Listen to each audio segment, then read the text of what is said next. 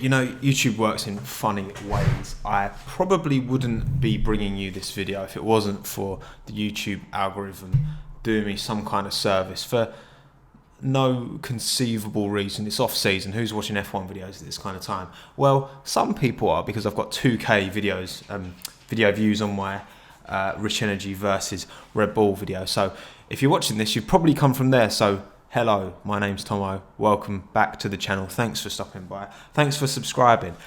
Today, I'm going to be bringing you my 2020 F1 predictions. Yes, I know it's a long way away, but of course I'm excited. You can't help but not be. It's the last season before a big regulation change, and what I think that does is massively open up the potential for a very competitive season, more so than most, because some teams more than others will be diverting big resources into 2021. This will be a bit of a write-off season for a lot of teams, so that could mean a few surprises. Nothing wrong with a trusty notepad, so I've gone with this today in order to note down who I think is going to finish where. But before we get to the 20 ranking, I've got a few little categories I want to mention before that. So first and foremost, my most improved driver for 2020, I am going with Lancelot Stroll. Obviously, that's not how you say his first name. Lance Stroll. Love him or hate him. Probably hate him. Yes, he comes from money. Yes, that's the only reason he's got a seat in F1. But look, right, let me make the case for Lance Stroll. He's the second youngest driver on the grid. He's already got 3 years experience. I could be wrong. I'm sure I'll let you know with a number on the screen of exactly how long he's been in F1. But he's got a good amount of experience. And as long as his dad, the one with the big pockets, whatever, I can't remember his name, Mr. Stroll, Mr. Racing Point, as long as he's got his hands in F1, Lance is going to have a seat. Let's just be honest, that's just the way it is. And for someone so young, who's clearly a talented driver, like he's won in the younger, he's no Ranganathan, you know what I mean? He's not completely stealing a living. Like, he can perform. He has got good merit. He's got good results in the past. For me, this season, because Perez has proved that Racing Point's got pace, this season I feel like is the one where he's really going to show what he's made of, show what he can do in an F1 car. I don't know, I could be wrong. Maybe I'm blindly optimistic in the rich boy, but at the end of the day, I feel like with his age, with the amount of experience he's already, attained, I think it's a matter of time before he starts banging in results, and I think 2020 will be the season, because I see Racing Point taking this season quite seriously because of the reasons I mentioned at the start of the video.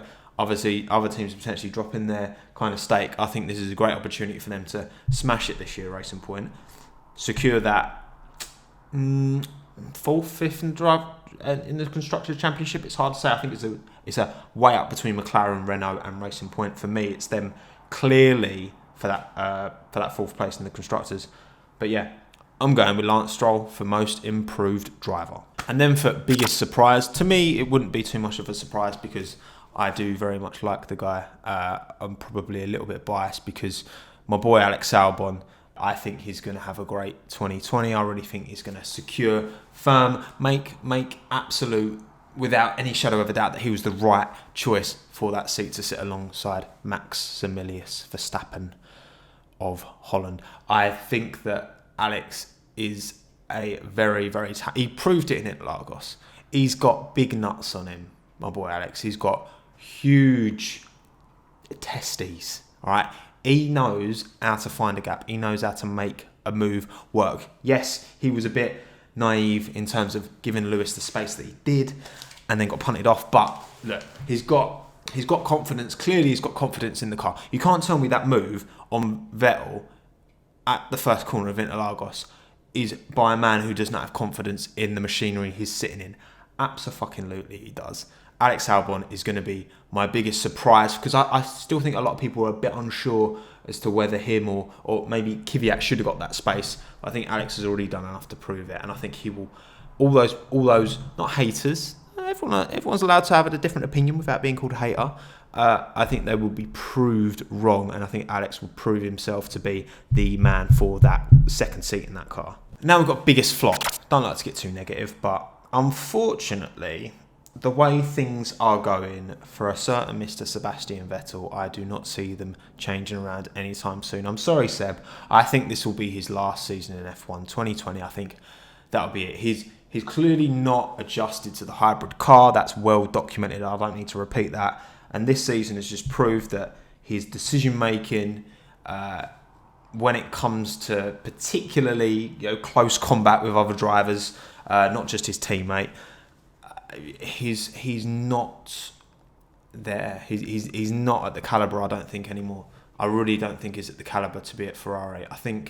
And I don't think he'd go down to a lower team. I don't think he'll do a Raikkonen and go to a team like Alfa next year. I think it'll be his last season, and I think Charles will firmly grip onto that first driver status that I think he's already established this season. I can't see Seb getting out of it. I just feel like he won his 4 world titles in a car that was totally dominant. I think he's always been susceptible. He's never been as consistent as Hamilton. I as much as I don't want to downplay Vettel's achievements, obviously he's an incredible racing driver, but at that absolute limit, at that peak where Hamilton, Leclerc and Verstappen currently are, Seb's just not there. He's just not. Neither is Bottas, but Seb in particular, biggest flop just in terms of the expectation that he will have as a 4-time world champion. I don't think he's going to meet it in 2020. Sorry, Seb. And then I've gone with biggest rivalry, and I'm going to go into team rivalry. And I'm not going to say Seb and Charles. I'm going to say Daniel Ricciardo and Esteban Ocon. So you've got 2 drivers. Daniel Ricciardo, for me, 4th best driver on the grid. Incredibly talented guy. Knows how to handle himself. Knows how to handle a Larry teammate, shall we say. And then you've got Esteban Ocon, who did well at Racing Point, Force India, whatever it was called back then. Had quite a few run-ins with Perez. He's going to have a point to prove. He's going to have a chip on his shoulder.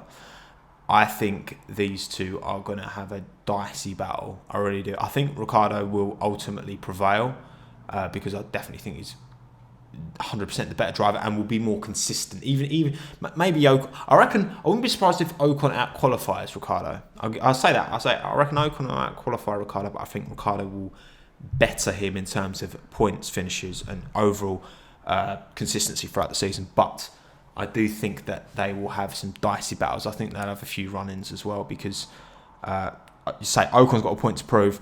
Ricciardo, as much as he has handled it well in the past, he has had a lot of run-ins with teammates. I think that'll be a really interesting one to see how it will play out, and I think that will be the big inter-team rivalry in 2020. So they're my little mini categories, but now we've got my top 20 list. Okay, so we'll start from the back. I'm going to start. Sorry, Nicholas. Sorry, I know it's your first season in F1, Mr. Latifi, but you're plumb last, as is George Russell, just above you. I really, really rate George.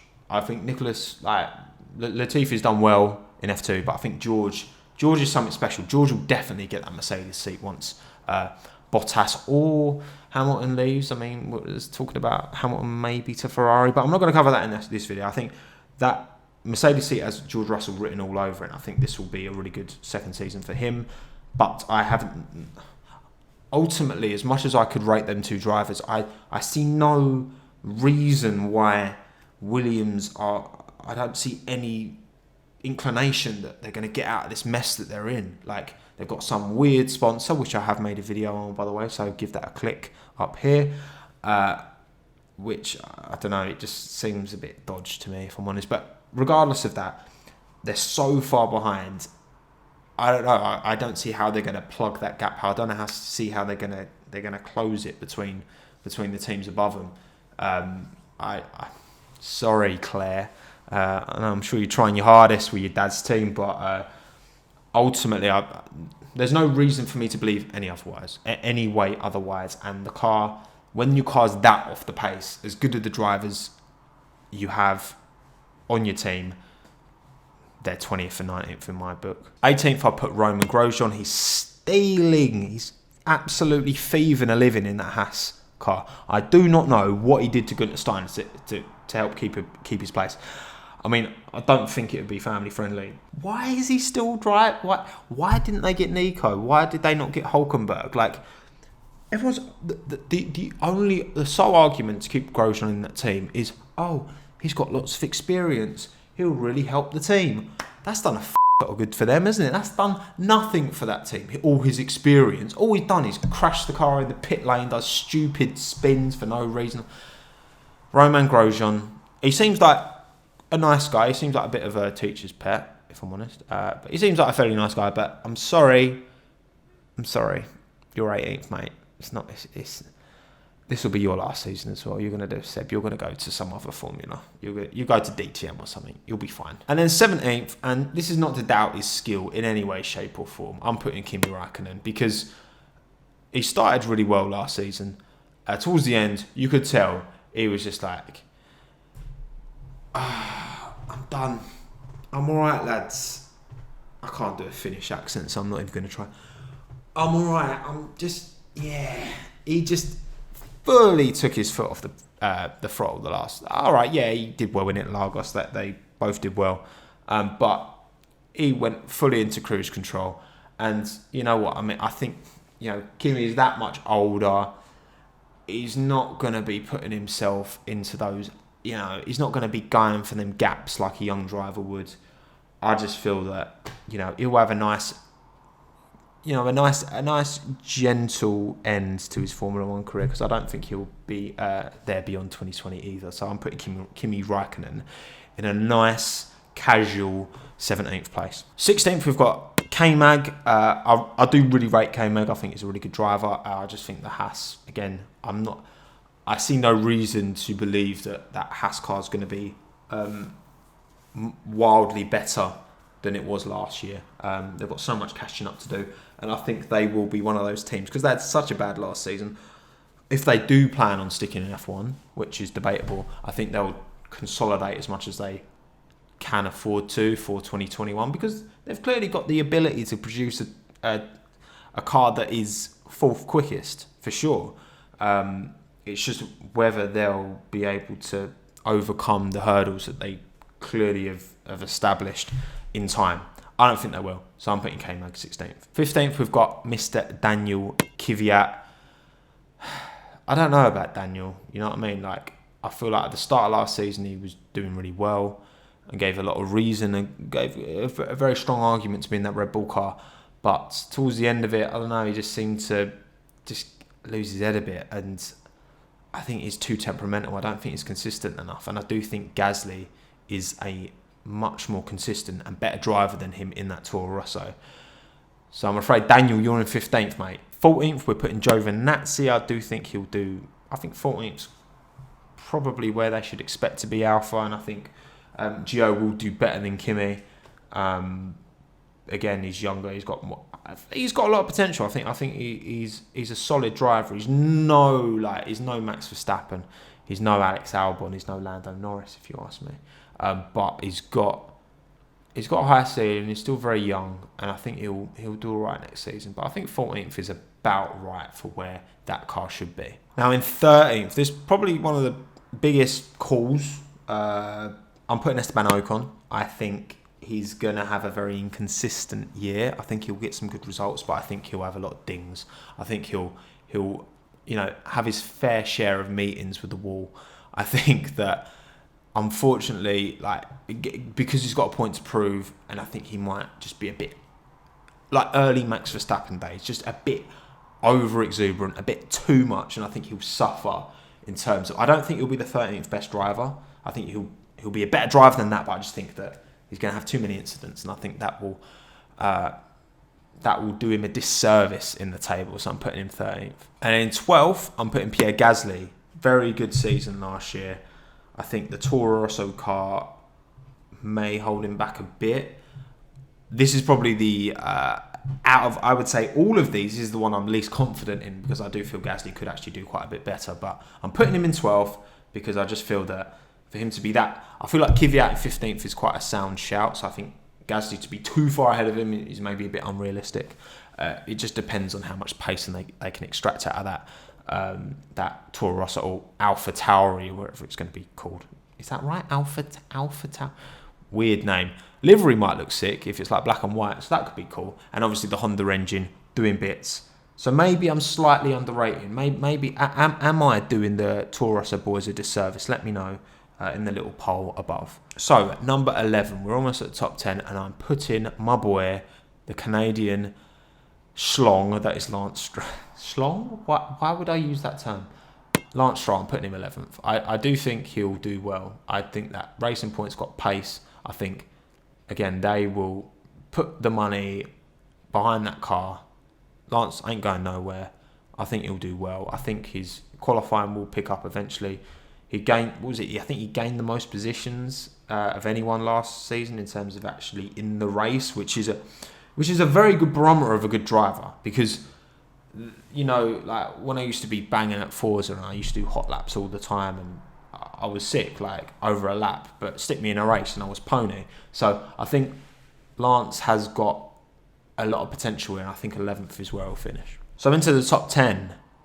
I love him. I love my boy. It's hard, man. These are hard positions to delegate, because I think all of these drivers in this next 4, very, very, very nip tuck, more so than the top drivers. But I'm putting Daniel Ricciardo. I think it's going to be dependent entirely on the Renault, because he's 100% got the pace. He's 100% got the ability to put that Renault exactly where it should be. But I just don't have faith in Renault, I'm afraid. I just don't.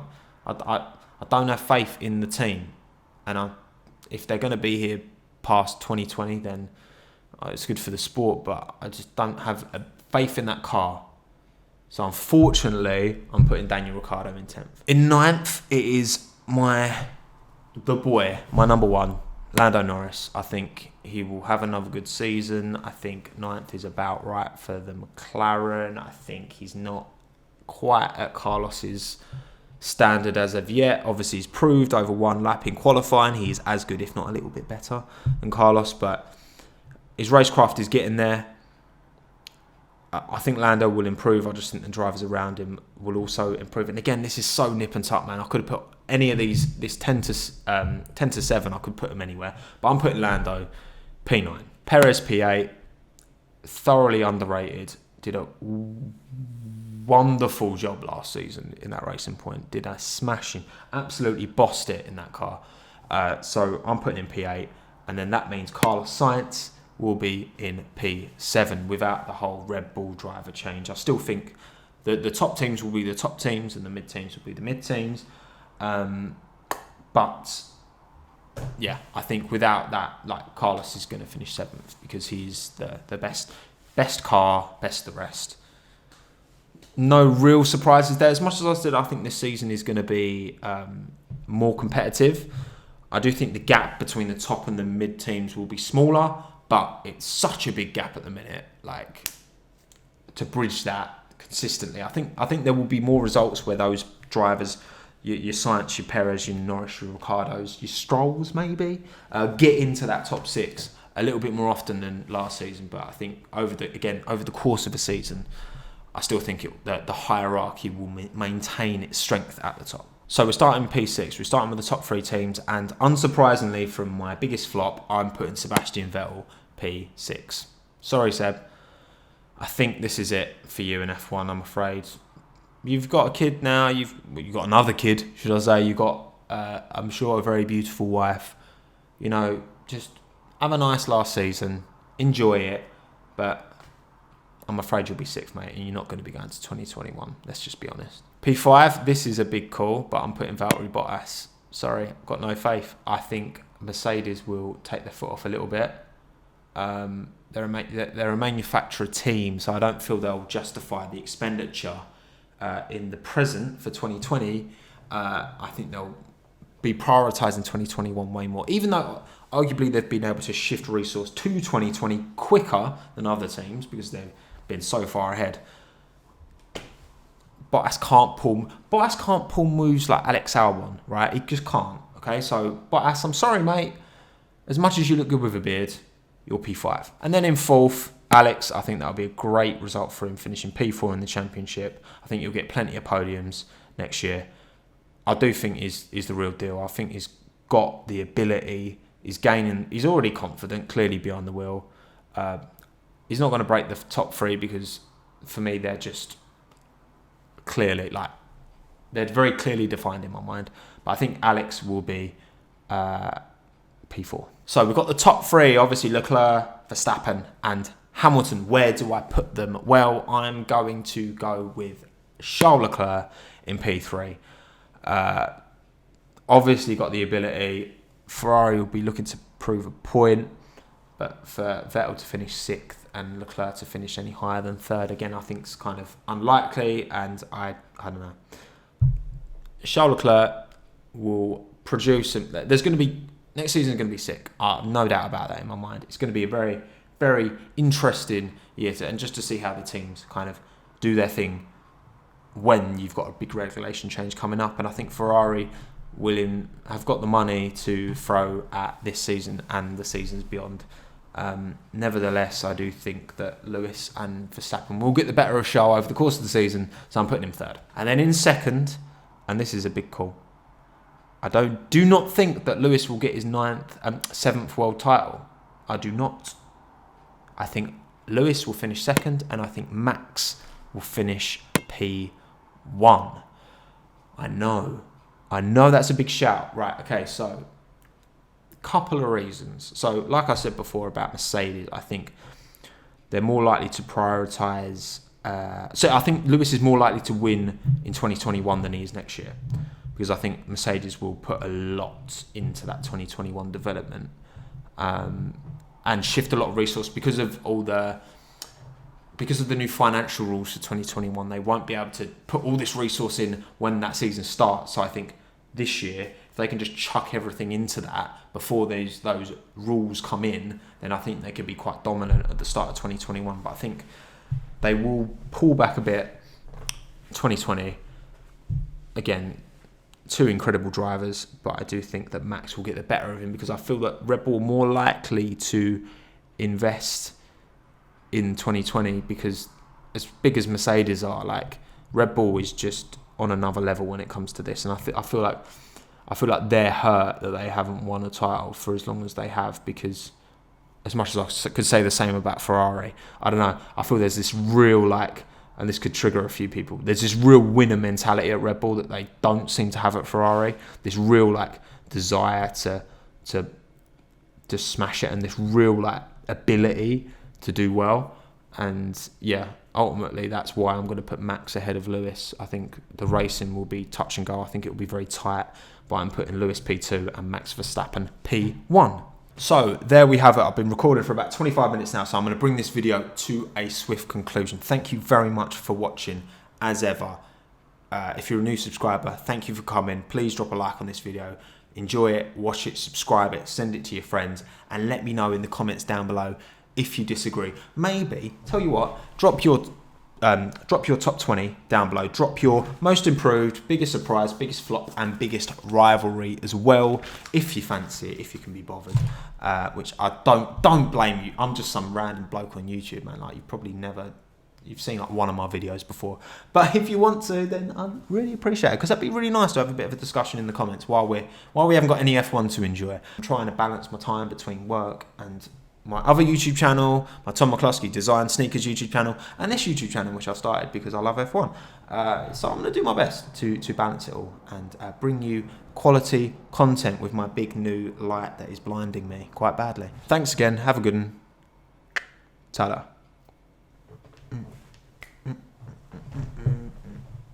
Finished.